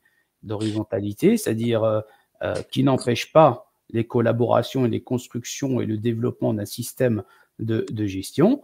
Voilà, parce qu'il y en a peut-être qui n'arrivent pas à voir cette notion de l'autre est un équivaut en disant oui, mais comment on va faire pour gérer les choses? Comment on va faire pour faire société? C'est-à-dire que le faire société, en fait, est en adéquation quasiment unique avec ce système-là, triangulaire, pyramidal. Oui, mais ils ont enfermé, c'est-à-dire qu'ils ont conditionné j'ai employé ce mot-là, ils ont conditionné l'acceptation de la réalité à un seul modèle. Et ce modèle, il est pas accepté par tout le monde, évidemment, mais par la grande majorité. La grande majorité, même ceux Mais il y a des républiques partout dans le monde. Hein. Quand on regarde bien la plupart des pays, je veux dire, voilà, ils se présentent comme république bananière, mais république quand même. Hein. C'est-à-dire, concrètement, on en vient quand même à une uniformisation. C'est-à-dire, il y en a d'autres qui appellent ça la mondialisation, hein, c'est-à-dire mondialisation de l'économie, mondialisation de la marchandisation, mondialisation de la culture, uniformisation du modèle de système de gestion des populations. C'est ça. Et donc ces gens-là, quels qu'elles soient les gens ceux qui gouvernent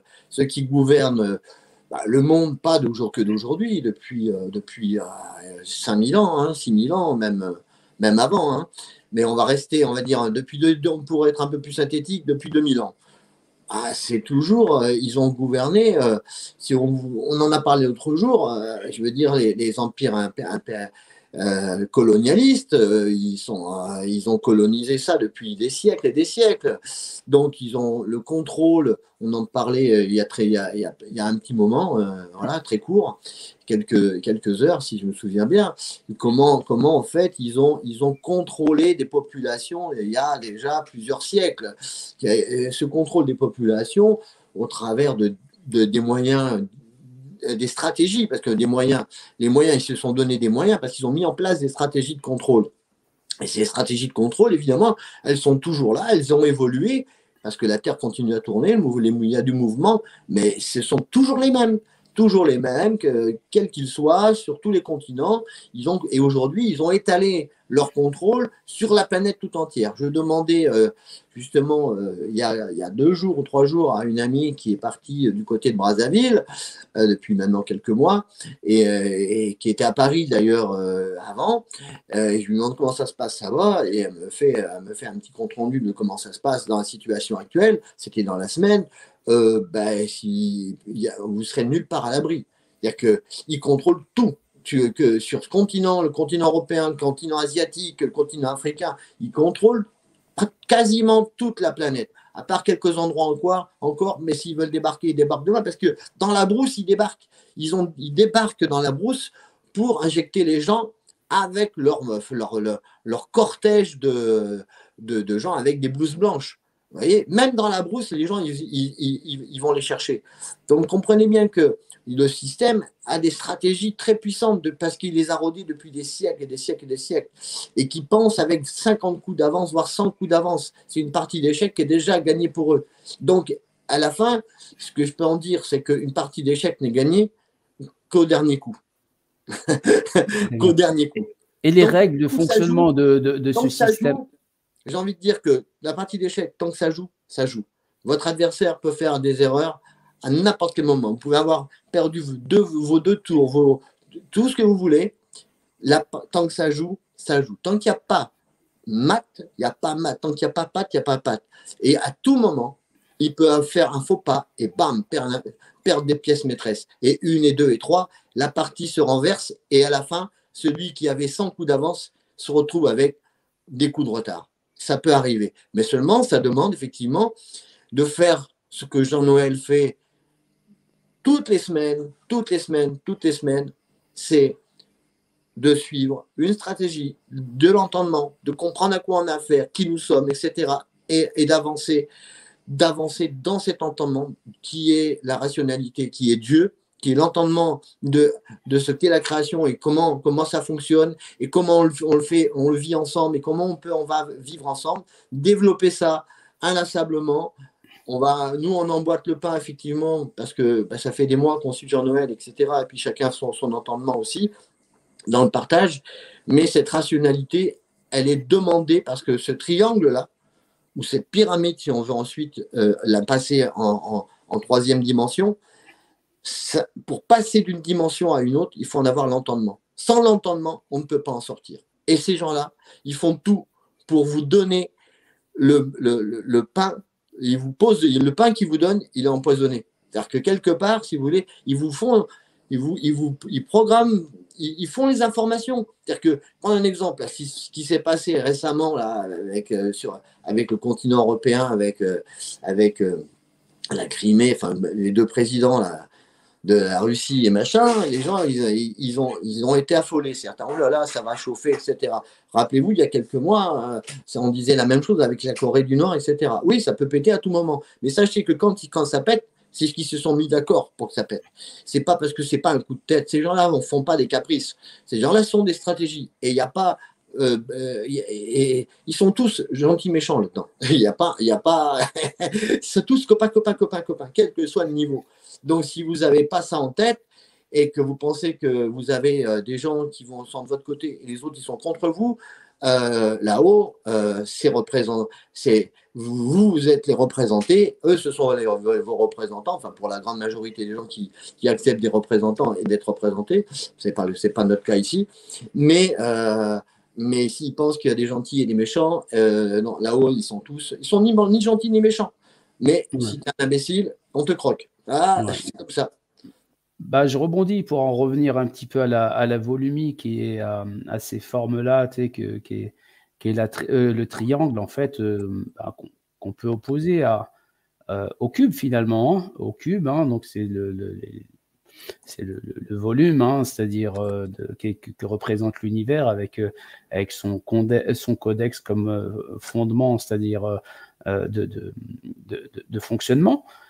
Donc là, on est emprisonné donc dans cette forme pyramidale, on l'a compris, hein, on le perçoit tous les jours, hein, pour beaucoup, mais on ne perçoit pas justement la solution, tu sais, qui consiste à justement vouloir sortir de cela. Et pour en revenir aussi à la notion de constitution, c'est-à-dire que quand on entend souvent Jean-Noël dire la propriété du volume appartient au volume, c'est sa constitution, c'est-à-dire que concrètement, on fait partie donc, de ce volume pyramidal.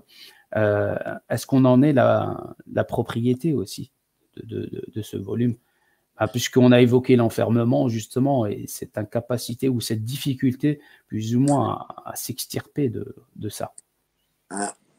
Précise ta question, est-ce qu'on en est la propriété? Précise ton idée derrière. La propriété, c'est-à-dire dans le sens où à partir du moment où cette mécanique de cession, c'est-à-dire de représentativité qui va donner une légitimité contractuelle, puisqu'on a ceux qui ont accepté ont signé un document de tutelle qui donne en fait le droit à ceux qui sont les représentants, c'est-à-dire ceux qui vous ont pris la représentativité, puisqu'ils sont représentants d'eux-mêmes, certes, mais de vous également, puisque la plupart les appellent nos représentants. J'ai voté pour lui, j'ai voté pour là, le gouvernement représente, c'est-à-dire la base en fait du peuple. Hein. Donc à partir de là, c'est-à-dire que quelles sont, si tu veux, nos capacités, c'est-à-dire à dire non, je ne suis pas prisonnier de ça, j'ai encore pouvoir pour finalement faire ce que je veux. Est-ce qu'on peut faire ce qu'on veut dans cette structure-là? Est-ce qu'on peut dire que quelque chose nous appartient dans cette structure-là, ou bien nous-mêmes on appartient à cette structure-là? Quand on regarde, par exemple, c'est-à-dire cette notion de propriété foncière, de cette notion, c'est-à-dire de marchandisation, c'est-à-dire et de comment tout ça est géré, est-ce qu'on a vraiment un pouvoir de contrôle là-dessus? Est-ce qu'il y a différentes choses qui me viennent aller comme ça quand tu parles? Est-ce qu'on peut être un esclave et se libérer? C'est ça qui m'est venu entre autres. Est-ce qu'à un moment donné, on peut être une marchandise et refuser d'être une marchandise? Est-ce qu'à un moment donné, on est un objet et on est utilisé en tant qu'objet et refuser d'être utilisé en tant qu'objet? La question, ça rejoint ça, dans le sens que j'ai entendu, dans le fait d'être dépossédé de ce que l'on pense ou vouloir être. Mais c'est pas une question de ça. Ça va plus loin que ça, parce que tant que les gens ne savent pas ce qu'ils sont, pourquoi ils sont dépossédés de ce qu'ils sont? Parce qu'en fait, ils ne savent pas qui ils sont. Donc, en fait, on ne les dépossède pas, puisqu'ils n'existent pas.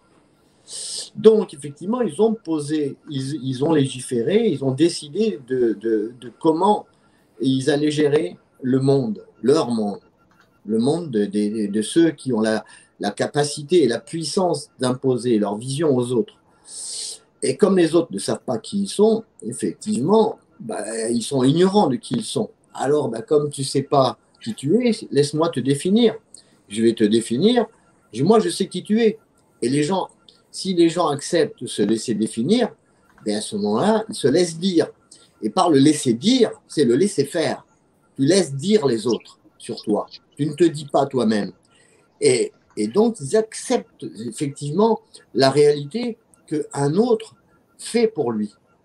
Donc, ils ne construisent pas leur propre réalité. Ils font de la réalité de celui qui lui offre le modèle la réalité qu'ils acceptent. Donc, en cela, effectivement, ils sont dépossédés de ce qui pourrait être parce qu'ils ne savent même pas qui pourrait l'être. Donc, ils acceptent la servitude et l'esclavage sans même en avoir conscience. Donc, se libérer de quelque chose dont tu n'as pas conscience, c'est pratiquement impossible. Il faut avoir conscience de ce à quoi tu as affaire, de comment, en fait, on t'a volé ta liberté, comment tu es rentré en esclavage, pourquoi tu es rentré en esclavage, sinon tu ne peux pas te libérer. Alors oui, on peut sortir de ces triangles. Oui, on peut sortir d'une forme limitante pour passer à une autre forme et à une autre forme, jusqu'à ce qu'à un moment donné, on ait fait le parcours total qui nous libère. Mais la liberté, c'est un chemin de connaissance et d'entendement. D'accord, merci pour le développement, Soham. C'est un point de vue, hein. Après, chacun. Je suis celui qui va choqué, hein. C'est bon pour moi. Ouais. C'est bon pour moi. Lecture. Ouais. Donc, on en revient finalement au fondement que les personnes.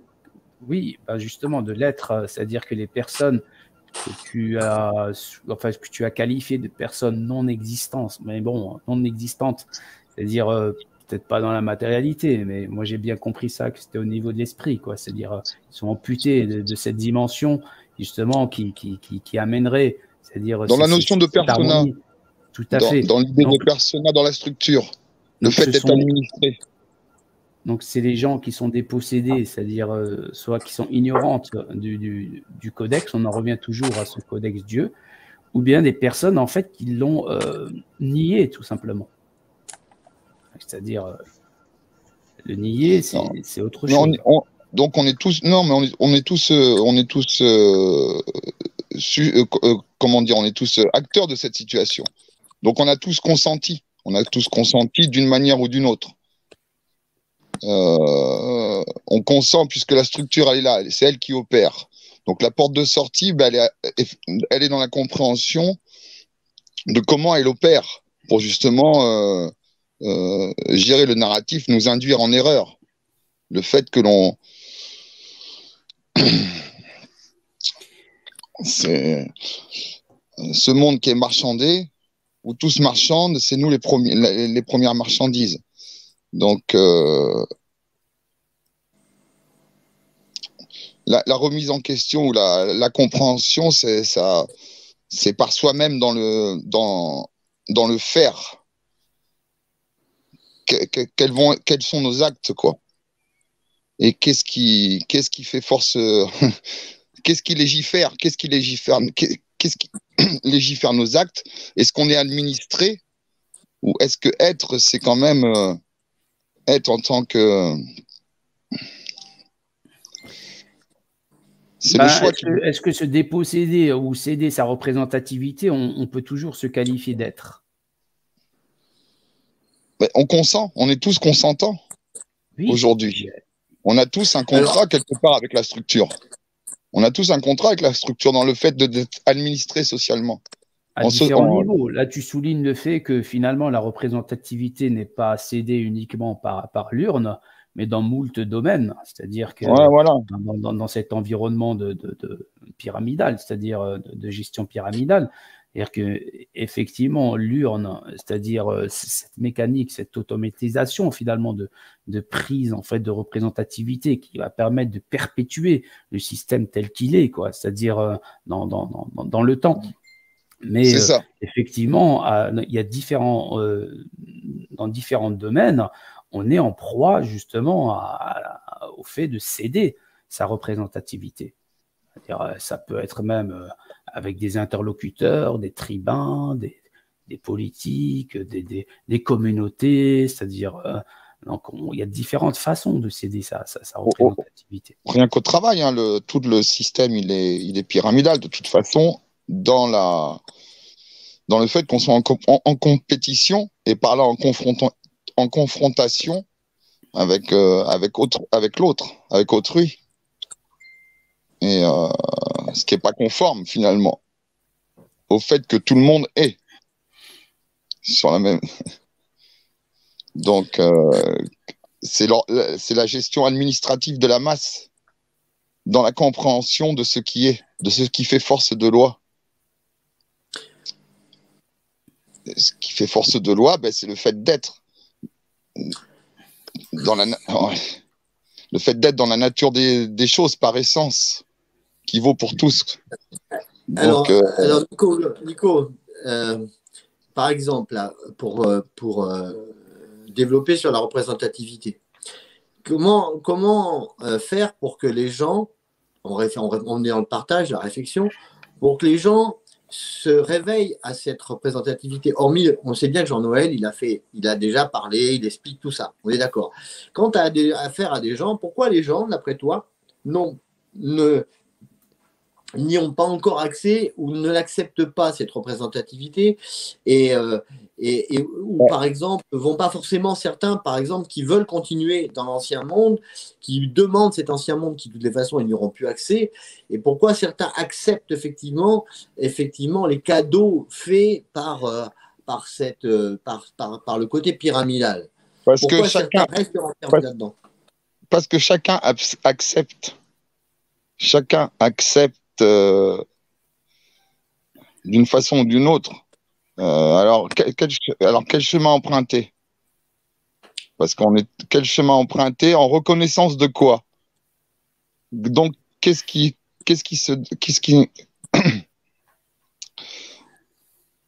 Écoute. Alors, il y a quelqu'un qui dit car ils ne veulent pas être dans l'acceptation de la vérité dans le chat. Non, mais simplement. D'autres évoquent la peur du changement. Mais disons qu'on se soumet, on est soumis, on est administré, on est soumis dans un système, donc effectivement hiérarchique, dominant-dominé, donc. Alors que c'est dans le choix qui nous est donné d'être fait. C'est de remettre la loi à sa place, en fait. Justement, c'est cette loi qui émane du codex, la remettre à sa place, et à sa place, c'est pas en nous ou c'est pas en l'autre. C'est un codex qui nous dépasse, qui gère l'univers tout entier. C'est-à-dire par justement nos capacités, c'est-à-dire à l'entendement et à la verbalisation. Et le fait de vouloir, d'une manière ou d'une autre, s'approprier, c'est-à-dire cela à des fins, c'est-à-dire de gestion et d'appropriation, en fait, de la création, on est déjà en porte-à-faux. On est déjà en porte-à-faux. D'abord, il y a la notion d'hypocrisie. Il y a plusieurs notions, en fait. D'abord, on ne peut pas traiter une information à laquelle on n'a pas accès et on ne saurait pas lutter contre un ennemi qu'on ne saurait voir. Donc, il y a des bases primordiales dans la notion de rationalité. Et pour déjà rationaliser la réalité, savoir ce qu'est la réalité, à quoi on a affaire, et les gens ne peuvent pas rationaliser en fait ce à quoi ils n'ont pas accès. Donc déjà, il faut se poser, la remise en question est demandée en permanence, et sortir de la soumission, effectivement, de ce qui est déterminé. Il faut être dans l'indéterminé. Ce qui est déterminé vous détermine. Et en fait, ils ont tout déterminé. Donc les gens sont dans l'acceptation effectivement, ils vont se plaindre des conditions qui leur sont imposées. Mais eux-mêmes, on en parlait il y a encore très peu de temps. En fait, aujourd'hui, on pourrait, dans l'ici et maintenant, voir ce qui se passe autour de chacun ici, en Europe et ailleurs.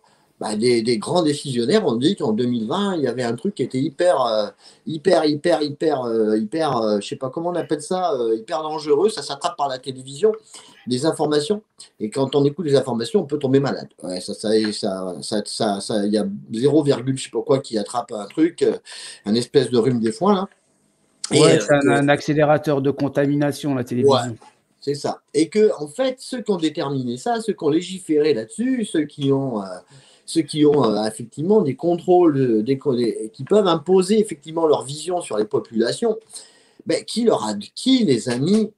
a permis à ces institutions, à ces gens, ou des groupes d'individus à déterminer qu'est-ce qu'on appelle une pandémie, remettre en cause les termes d'une pandémie, eux, ils déterminent les valeurs de comment les gens ils doivent se comporter, comment ils doivent penser, à quoi ils ont affaire, etc. C'est déterminé par des gens qui... ils ont eu quitus, en fait. Hein. Ils ont eu quitus, ils ont eu justement accord, c'est-à-dire pour exister et pour faire ce… Voilà. Et qui leur a donné accord?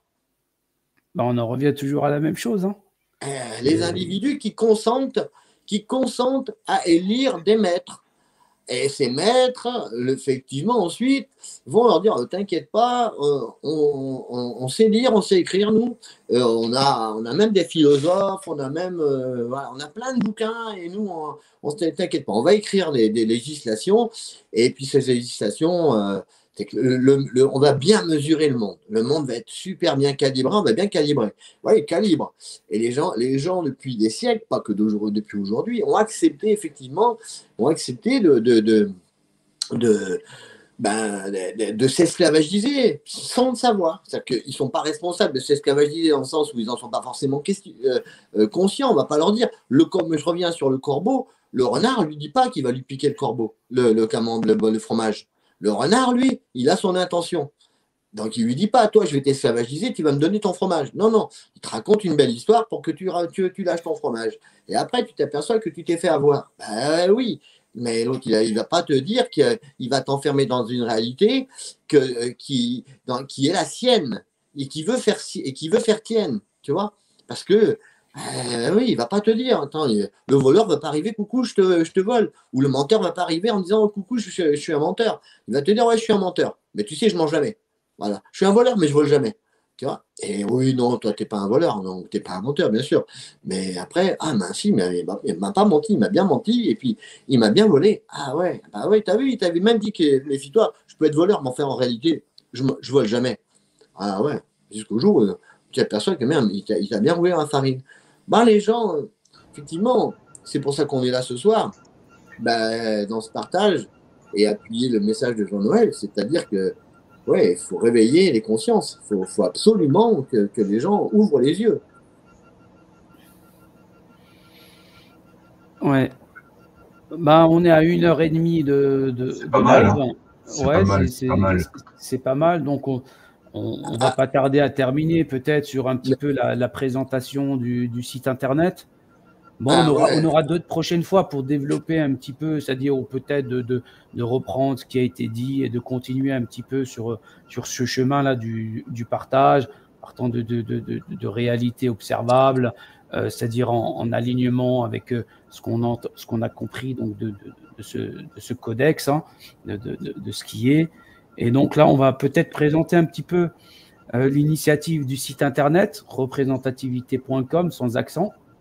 Donc, je ne sais pas si Soham ou Nicolas veut dire 2 mots par rapport à cette plateforme, pourquoi elle a été mise en place et ce qui est attendu et l'objectif peut-être de cette dernière.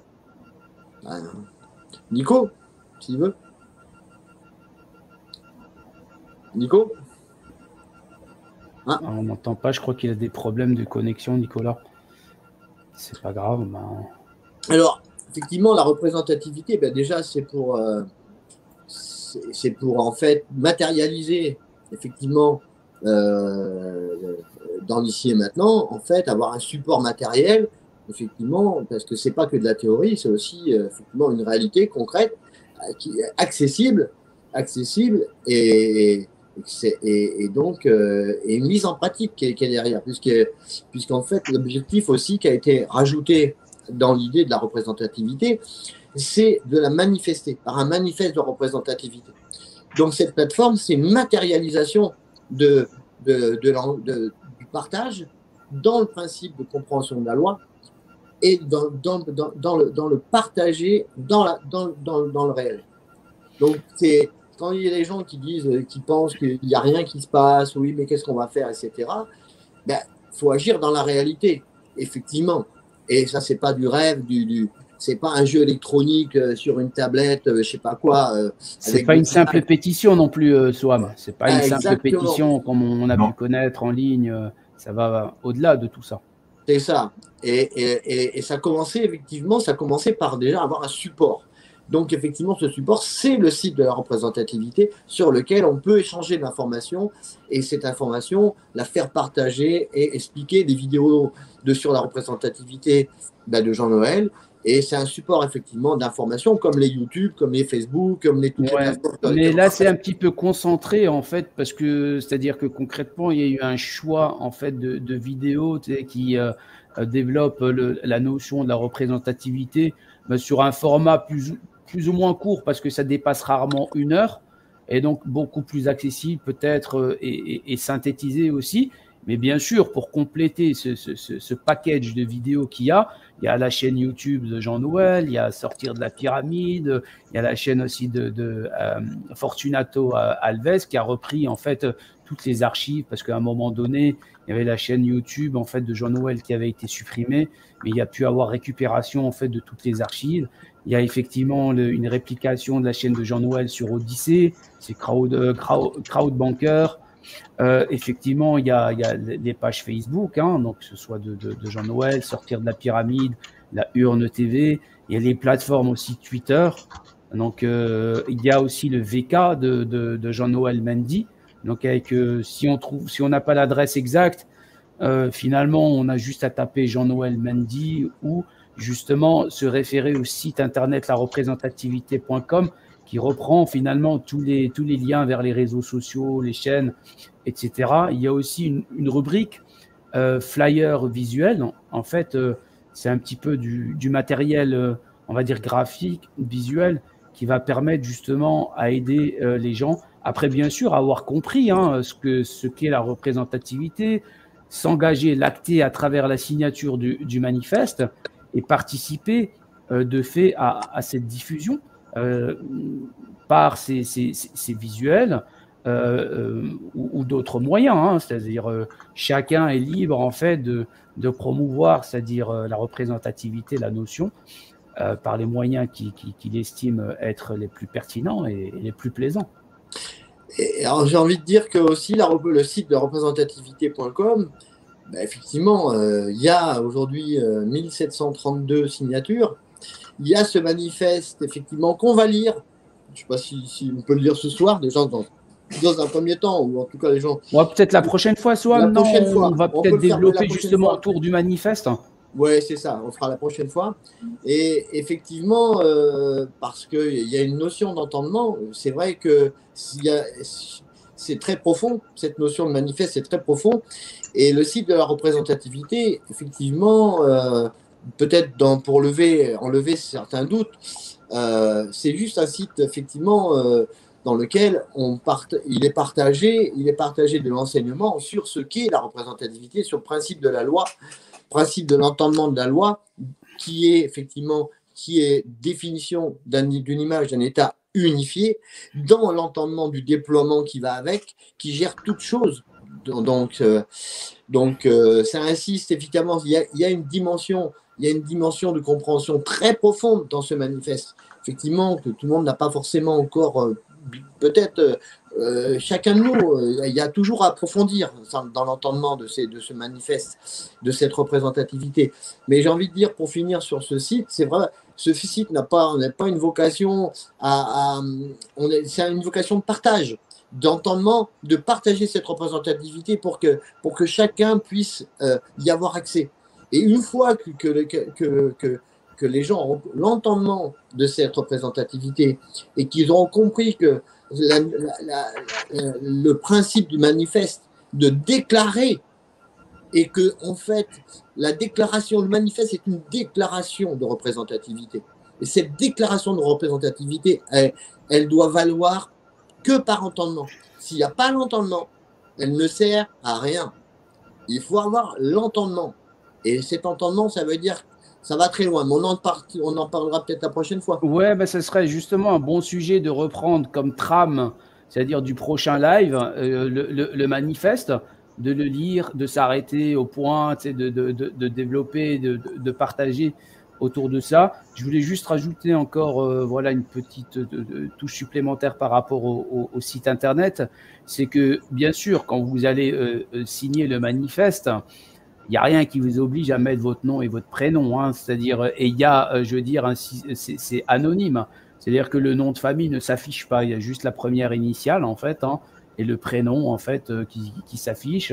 Bien sûr, il y a l'adresse email pour valider donc la signature, Et de notre côté, ben, ça fait également un potentiel pour de futures mises en contact entre justement les signataires de ce manifeste, toujours dans un esprit donc d'échange et de partage. Il n'y a aucune dimension commerciale, c'est-à-dire que ce soit dans toutes les plateformes qu'on a pu citer ce soir et sur le site internet, c'est complètement absent parce que voilà, il n'y a pas du tout d'esprit de marchandisation, c'est que du partage et de la bienveillance. Voilà, mais sinon, ouais, Soham. Je voulais dire, en fait, là, je vois, par exemple, sur Manifeste, il y a beaucoup de Belges, Guadeloupe, Nouvelle-Calédonie, des gens qui ont signé ce manifeste, évidemment, Canada, donc encore Belgique, beaucoup de Belgique hein, aussi, hein, bien sûr, la majorité des Français, évidemment, parce qu'il y a des petits drapeaux. Donc, Polynésie, donc il y a des Suisses, vous voyez, ils viennent nous voir, nos amis suisses, ils viennent avec nous. On emmène des gens d'Allemagne, Germanie, Canada encore, plusieurs du Canada, effectivement, Nouvelle-Calédonie encore, qu'est-ce qu'il y a d'autre, encore Allemagne, Belgique, bon, de la Réunion, Martinique, Belgium encore, beaucoup de Belges aussi, voilà, on va saluer tout le monde, hein. C'est vrai que, vous voyez, si j'ai d'autres drapeaux encore, ouais, Sénégal, encore la Suisse, Belgium, encore. Donc, ça fait plaisir de voir ces drapeaux. C'est quelque chose. On a démarré quelque chose de grand. Merci à Jean-Noël hein, pour tout ce qu'il a fait, évidemment. Hein. Nouvelle-Calédonie encore. Il y en a plusieurs aussi. Là, il y a quoi? Australie encore. Ouais, voilà, là, il y en a encore. Donc, vous voyez, il y a des gens qui suivent depuis très loin et que faut inviter tout le monde à la représentativité, quoi. Voilà, Martinique. Après, s'il y a des volontaires qui sont traducteurs et qui pourraient nous aider à traduire ça dans d'autres langues, hein, c'est-à-dire, je sais pas, les langues un petit peu, on va dire, qui sont des plus connues. Je pense à l'espagnol, à l'anglais, etc. C'est-à-dire, vous êtes les bienvenus. Hein. Vous pouvez directement, on est joignable comme Jean-Noël, hein, donc Soham sur le Messenger, je suppose, moi-même, Nicolas, Ulrich. Donc voilà, on est ouvert et je ne sais pas si maintenant chacun peut donner un petit mot de la fin, Soham. Comme ça, on ne va pas trop déborder. On ne sait pas si peut-être Jean-Noël va peut-être faire un live un peu plus tard ou pas. Peut-être qu'il aura besoin qu'on libère la plateforme. On ne sait jamais, quoi. Écoute, d'abord, un petit mot pour le mot de la fin. Effectivement, je salue tous ceux qui viennent à la représentativité, tous ceux qui viendront à la représentativité, et puis tous ceux qui suivent effectivement le partage et le message. Dieu vaut de loi, Dieu est mon droit, et puis le principe de 144 000.